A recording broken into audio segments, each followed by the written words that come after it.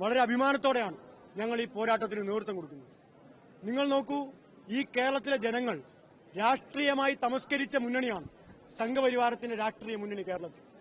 ആ രാഷ്ട്രീയ മുന്നണിക്ക് രാഷ്ട്രീയ പിൻബലമുണ്ടാക്കാൻ വേണ്ടിയാണ് കേരളത്തിലെ ഉന്നത വിദ്യാഭ്യാസ മേഖലയിലെ പുറംവാതിലുകളിലൂടെ നിയമനം നടത്താൻ സംഘികളായ ഗവർണർമാരെ കേരളത്തിനകത്ത് കൊണ്ടിരുത്തുന്നത്. എത്ര മനോഹരമായിട്ടാണ് കേരളത്തിലെ ഉന്നത വിദ്യാഭ്യാസ രംഗം കഴിഞ്ഞ 9 വർഷക്കാലം മുന്നോട്ട് പോകുന്നത്. കേരളത്തിന്റെ അഭിമാനമായ ഉന്നത വിദ്യാഭ്യാസ മേഖലയെ തകർക്കുക എന്നത് രാജ്യം ഭരിക്കുന്ന RSSന്റെ ഉദ്ദേശമാണ്.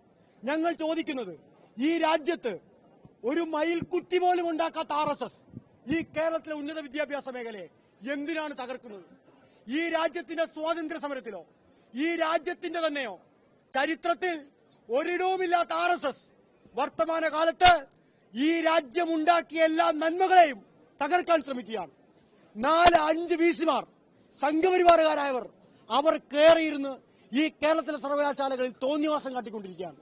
ഇങ്ങനെ ഈ സർവകലാശാലക്കകത്ത് ഇരുന്നു പോകാം എന്നാണ് VC-യും VC-യുടെ രാജാവെന്ന് VC കരുതുന്ന ഗവർണറും വിചാരിക്കുന്നതെങ്കിൽ, പ്രിയപ്പെട്ട VC-മാരെ, പ്രിയപ്പെട്ട ഗവർണർമാരെ, ഇത് കേരളമാണ്, ഓർത്തോളണം എന്ന് പറയാൻ SFI ആഗ്രഹിക്കാം.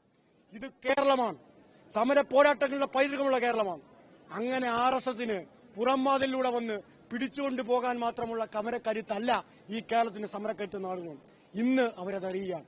അതിശക്തമായ സമരം SFI മുന്നോട്ട് കൊണ്ടുപോകും. ഒരു സന്ധിയുമില്ലാത്ത സമരം ഈ RSSനെതിരായി കേരളത്തിലെ ഉന്നത വിദ്യാഭ്യാസ മേഖലയെ പിടിച്ചമർത്താൻ ശ്രമിക്കുന്നവർക്കെതിരായി നടത്തും. ഇത് SFI വേഴ്സസ് ഗവർണർ സമരം. ഞങ്ങൾ ആവർത്തിച്ച് വീണ്ടും പറയുന്നു.